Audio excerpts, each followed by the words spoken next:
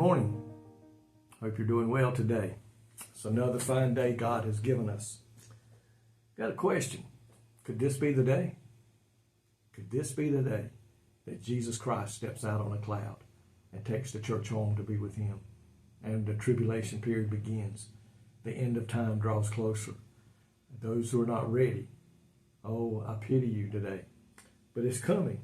Did you know way back in the Old Testament, it was prophesied, probably by somebody you didn't even realize, Enoch, who walked with God, who was called the friend of God. And the Bible says walked with God and was not. Enoch never saw death. God took him home to be with him. But Enoch's life was noticed by people back then. The reality of his faith. They saw the testimony of his life. Enoch lived a godly life. Enoch himself prophesied about the end times. And if you go to the book of Jude, verse 14 and 15, listen to what Enoch said. Now Enoch, the seventh from Adam, prophesied about these men also, saying, Behold, the Lord comes with 10,000s of his saints to execute judgment on all, to convict all who are ungodly among them of all their ungodly deeds which they have committed in an ungodly way, and of all harsh things which ungodly sinners have spoken against him. The man Enoch, who walked with God, seventh in the line of Adam's, seventh in the line. He's seventh removed from Adam.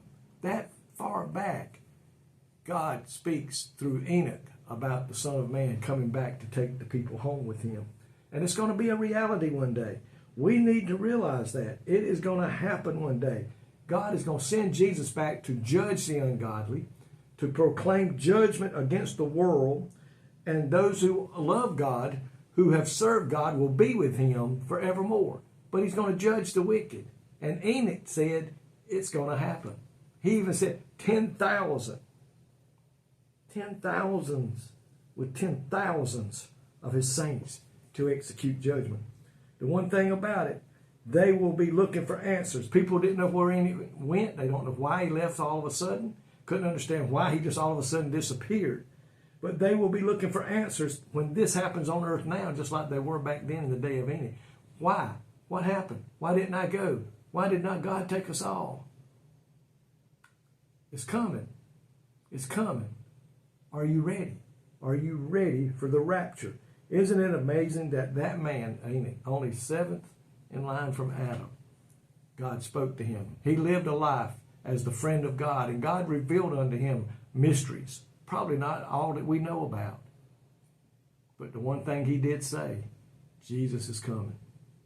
And we see it all the way through the Old Testament, where it's prophesied over and over and over. Then it gets into the New Testament, and Jesus comes to earth in the form of man for the plan of salvation. And from there on out, it is told over and over and over, it is coming, he is coming, he is coming.